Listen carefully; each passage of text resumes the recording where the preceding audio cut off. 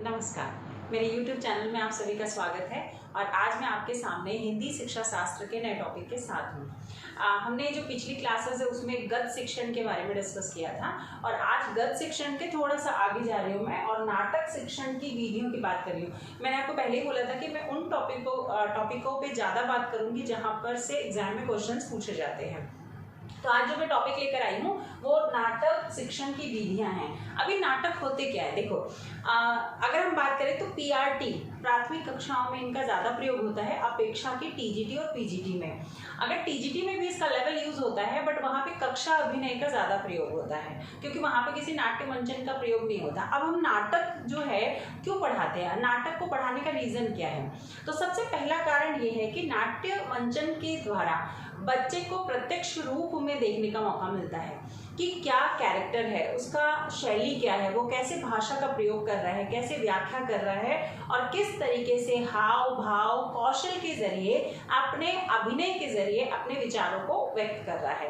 तो इससे बच्चे में एक सक्रियता आती है, एक आकर्षण पैदा होता है और बच्चा उस चीज़ को लर्न करने के लिए और ज़्यादा एक्टिव हो जाता है। इसका मतलब अगर एक कॉमन सेंस में देखें तो किसी चैप्टर को पढ़कर सुनाना या किसी स्टोरी को, किसी नाटक को पढ़कर सुनाना और उसी को शिक्षक के द्वारा सभी के सामने नाट्य मंचन के रूप में दिखाना या फिर कलाकार या पात्रों के अभिनय के द्वारा दिखाना वो ज़्यादा आकर्षित होता है। तो प्राथमिक कक्षाओं में नाटक बहुत ज़्यादा मिलते हैं पर टीजीटी और पीजीटी में भी नाटक पढ़ाया जाता है।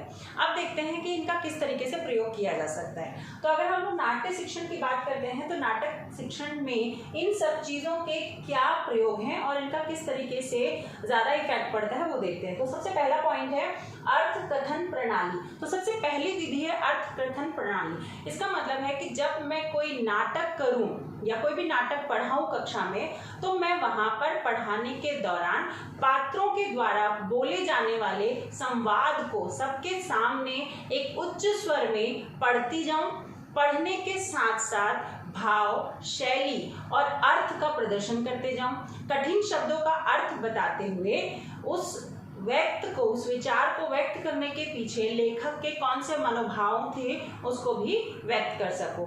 देखो अर्थ कथन का नाम से ही पता चल रहा है कि यहाँ पे मैं कठिन शब्दों का अर्थ बताऊंगी। जो मुहावरे या कहावतों का प्रयोग नाटक के दौरान किया जा रहा है उनके बारे में बताऊंगी। वो पात्र किस तरीके के रस, छंद या भाव या अलंकार का प्रयोग कर रहे हैं उनका भी मैं वहां पर व्याख्या करती जाऊंगी। प्लस संवाद की व्याख्या करने के साथ साथ मैं व्याकरण के बारे में भी वहां पर अवगत कराती जाऊंगी। कुल मिलाकर नाटक पढ़ाने का मुख्य उद्देश्य है कि मैं भाषा शैली का जो विकास कर सकूं, ज्ञान विकास कर सकूं या फिर मैं भाषा शैली के जितने भी लक्षण हैं या जितने भी गुण हैं या जितने भी विधाएं हैं उनके बारे में उन्हें अवगत करा सकूं। नेक्स्ट पॉइंट है, अच्छा अर्थ कथन के बारे में एक चीज और बता दूं कि ये जो है छोटी कक्षाओं के लिए कम उपयोगी है क्योंकि अगर मैं पीआरटी की बात करूं और पहली, दूसरी, तीसरी कक्षाओं में अगर नाटक को मैं अर्थ के द्वारा समझाऊं तो बच्चा समझेगा नहीं।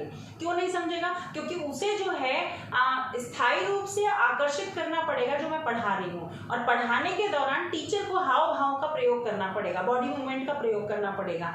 तो यहाँ पर अर्थ कथन विधि जो है पीआरटी में कम प्रयोग की जाती है, टीजीटी में इसका ज्यादा प्रयोग होता है। तो ध्यान रखेंगे कि अगर टीजीटी के में बोला जाए तो अर्थ कथन विधि प्रणाली जो है हमारे पास ये टीजीटी के लिए ज्यादा उपयोगी है पीआरटी की अपेक्षा।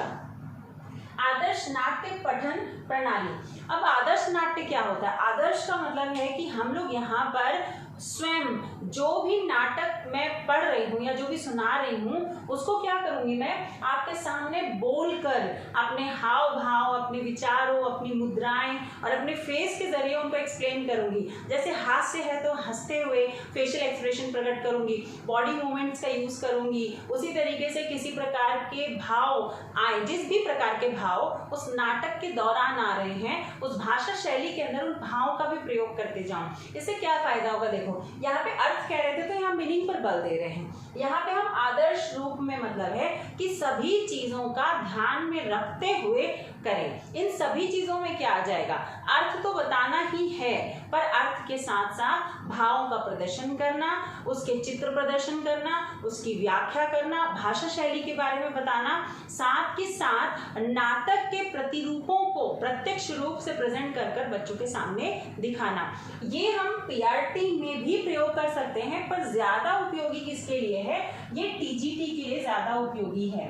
इसका मतलब यहाँ पर शिक्षक जो है स्वयं आदर्श रूप में बच्चों के सामने नाटक मंचन करती है और बच्चे उसको आकर्षित होकर देखते हैं, समझते हैं और अपने ज्ञान को ग्रहण करते हैं और बढ़ाते हैं। रंगमंच प्रणाली, नाम से ही पता चल रहा है रंगमंच प्रणाली का मतलब है नाटक करना, और नाटक करना किसको करना है, बच्चों को करना है। और क्यों करना है, जैसे छोटी छोटी स्टोरीज होती हैं उनमें हम बच्चों को क्या करेंगे क्लास में, उन पात्रों के आधार पर ड्रेस पहनाकर, उनके डायलॉग्स याद करवाकर हम उन्हें एक सक्रिय भागीदारी के रूप में उसको नाटक में एक मतलब प्रोत्साहित करते हैं और ज़्यादा आगे बढ़ने के लिए उनको प्रमोट करते हैं। अब जैसे ही बच्चे उन पात्रों को अपने आप में फील करते हैं कि मैं ये बना हूँ, मैं हीमेन बना हूँ, या मैं कोई भी जो भी पात्र हम चूज कर रहे हैं वो बने हैं, अब उन पात्रों को वो लर्न कर लेते हैं, ग्रहण कर लेते हैं और सभी के सामने स्कूल में वो नाटक का मंचन करते हैं, वो प्रदर्शन करते हैं। उन जिन भी मुहावरों, कहावतों या फिर जो भी शब्दार्थ है या जो भी शब्द है, जो भी डायलॉग्स हैं, संवाद है, उनको याद कर सभी के सामने प्रस्तुत करते हैं और शिक्षक और छात्र सभी बैठकर उनको देखते हैं और बताते हैं कि वो किस तरीके का प्रदर्शन किए हैं। इससे बच्चों को बहुत अच्छा है कि एक एक्टिव होते हैं, पार्टिसिपेशन होता है, कॉन्फिडेंस डेवलप होता है, प्लस बच्चों को एक इंटरेस्ट क्रिएट होता है। वो स्टोरी क्या है रटने की जरूरत नहीं होती, वो स्टोरी जो कर रहे हैं उन्हें भी आ जाती है और जो देख रहे हैं उन्हें भी समझ आ जाती है। प्लस बच्चों को एक सबसे अच्छी बात है कि चिंतन, एक कॉन्सेप्ट क्यों बताया गया, क्यों पढ़ाया गया और हर पात्र की क्या जिम्मेदारी है, और उनके ओपिनियन, उनके व्यूज भी उस स्टोरी के प्रति पॉजिटिव हो जाते हैं। तो यहाँ रंगमंच प्रणाली ध्यान रखेंगे, ये रंगमंच पर ही की जाएगी, ये क्लास में नहीं होती है, ये बच्चों के द्वारा स्वयं नाटक के रूप में प्रदर्शित किया जाता है। इसमें शिक्षिका का पूर्ण भागीदारी होती है। शिक्षिका संवाद याद कराती है, बच्चों को ड्रेसेस पहनाती है, उनसे रिलेटेड स्टोरीज सुनाती हैं, दिखाती हैं और उसके बाद बच्चों को मोटिवेट कर वो एक सक्रिय रूप में भागीदारी लेने के लिए उन्हें प्रोत्साहित करती हैं। ध्यान रखोगे ये पीआरटी के लिए उपयोगी है, टीजीटी में भी प्रयोग होता है, पर टीजीटी में कम, इसका पीआरटी में ज्यादा प्रयोग होता है। कक्षा अभिनय, इसी का ही अगर देखा जाए तो डेवलप रूप है कक्षा अभिनय, बट ये टीजीटी के लिए है। नाम से पता चल रहा है कि ये कक्षा अभिनय है। इसका मतलब कक्षा में छात्रों के द्वारा अभिनय जब किया जाए, किसी ड्रेस की जरूरत नहीं है इसके लिए। यहाँ पे क्या होगा कि बच्चे स्वयं जो स्कूल ड्रेस वेयर कर रखे हैं उसी के अंतर्गत क्या करेंगे, वो उस नाट्य का मंचन करेंगे।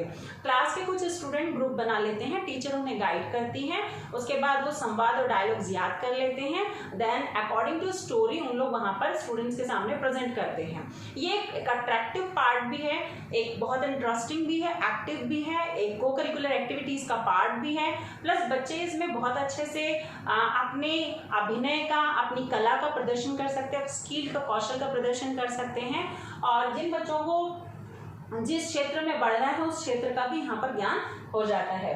तो कक्षा निभय जो अभिनय है वो रंगमंच का ही एक विकसित रूप है, बट ये जो है टीजीटी के लिए है क्योंकि ये बड़ी कक्षाओं के बच्चों के लिए है। इसके लिए कोई रंगमंच की आवश्यकता नहीं होती, कोई ड्रेसेस की आवश्यकता नहीं होती, ये कक्षा में ही शिक्षक की सहायता से किया जाता है और उस आधार पर बच्चों की कला का विकास होता है, प्लस उनमें कौशलों का भी विकास होता है।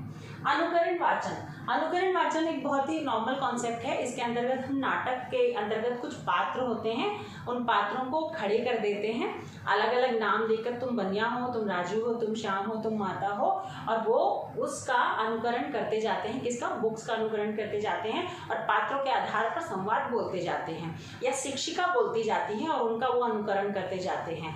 ये हाव भाव के साथ भी हो सकता है और बिना हाव भाव के भी हो सकता है। तो कक्षा के अंतर्गत ही अनुकरण वाचन करना शिक्षक के द्वारा बोला जाएगा और बच्चे उसका अनुकरण करेंगे या फिर अलग अलग पात्र खड़े होकर अपने अपने संवाद को बच्चों के सामने प्रस्तुत करेंगे। तो ये जो है ये थोड़ा सा पीआरटी के लिए बोल नहीं सकते, पर 5th क्लास कर सकती है। और आफ्टर टीजीटी जो है ही ये, तुम्हें ध्यान होगा हम टीजीटी में ऐसा करते हैं 6-7 क्लास में हम खड़े कर देते हैं बच्चों को, अलग अलग पात्र बना देते हैं और फिर उन्हें बोलते हैं कि तुम लोग स्टोरी बोलो, और सब अपने अपने कैरेक्टर के अकॉर्डिंग उस स्पीच को या संवाद को बोलते हैं। प्रत्यक्ष विधि में क्या होता है? प्रत्यक्ष विधि में हम जो भी स्टोरी प्रेजेंट कर रहे हैं या जो भी नाटक हम दिखा रहे हैं उस नाटक को प्रत्यक्ष रूप में दिखाते हैं। जैसे अगर हम जोधा अकबर की मूवी दिखा दें तो अकबर के बारे में काफ़ी नॉलेज हो जाएगा, या रामायण दिखाएं, अभी जैसे चल रहा है कोरोना के टाइम तो रामायण काफ़ी देखी गई है, तो बच्चों को काफ़ी एक सीक्वेंस पता चल गया है रामायण क्या है, राम सीता कौन थे, लक्ष्मण कौन थे, या फिर रावण का क्या था।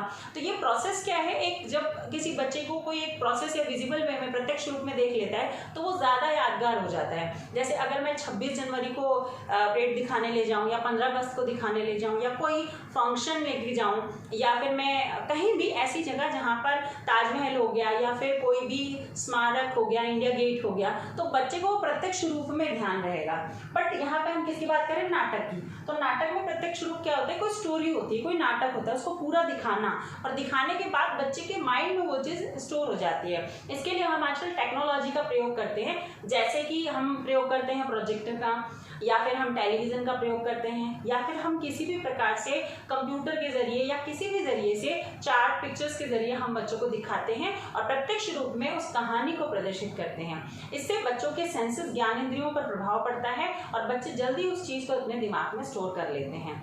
तो लर्निंग के कई तरीके हैं, पर हमें ध्यान रखना ये विधियाँ तो सब कुछ है, पर ये विधियाँ यूज़ किसके अकॉर्डिंग करना है? बालक के अकॉर्डिंग करना है, क्योंकि हम जो शिक्षण प्रणाली का पालन करते हैं वो समावेशी शिक्षण के तहत पालन करते हैं और बाल केंद्रित होना अनिवार्य है। तो जो भी पढ़ाए वो अपनी कक्षा में पढ़ने वाले प्रत्येक बच्चे की व्यक्तिगत विभिन्नता को ध्यान में रखते हुए पढ़ाएं, क्योंकि शिक्षिका का मुख्य कार्य है कि वो जो भी पढ़ा रही है, जैसा भी पढ़ा रही है, वो बच्चों की योग्यता पर उतर कर पढ़ाए। अपनी योग्यता वहाँ पर प्रदर्शन करने की आपको जरूरत नहीं है। आप शिक्षिका हो, बट आप शिक्षिका किसके हो? बालक के हो, तो आपको उनके स्तर पर उतरकर शिक्षा प्रदान करनी है, ना कि उनसे ऊपर उठकर। तो आपका एक व्यक्तिगत रूप जो होना चाहिए शिक्षण के लिए वो उनके अकॉर्डिंग होना चाहिए, उनकी क्षमता के अकॉर्डिंग, उनकी योग्यता के अकॉर्डिंग और उनकी आयु के अनुसार होना चाहिए। और आपकी भाषा सरल, सुगम और साथ के साथ स्पष्ट होनी चाहिए। उच्चारण शुद्ध होना चाहिए और बच्चों की समझ में आने वाले शब्दों का प्रयोग करना चाहिए। कठिन शब्दों का कम से कम प्रयोग करते हुए सरल शब्दों का प्रयोग करना चाहिए।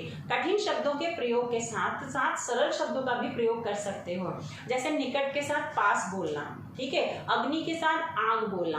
तो इस तरीके से आप क्या कर सकते हो? आप कठिन के साथ सरल शब्दों का प्रदर्शन कर बच्चों को नाट्य मंचन या गद्य स्टोरी या फिर किसी भी प्रकार के पाठ को पढ़ाने में आसानी प्राप्त कर सकते हो। तो उम्मीद करती हूँ आज की कक्षा आपको समझ आई होगी। इसके साथ साथ हम लोग बात करेंगे नेक्स्ट क्लास में आगे को टॉपिक को, और किसी भी प्रकार की अगर कोई भी समस्या आती है तो आप हमसे संपर्क कर सकते हैं, कमेंट करिए। ठीक है, नमस्कार।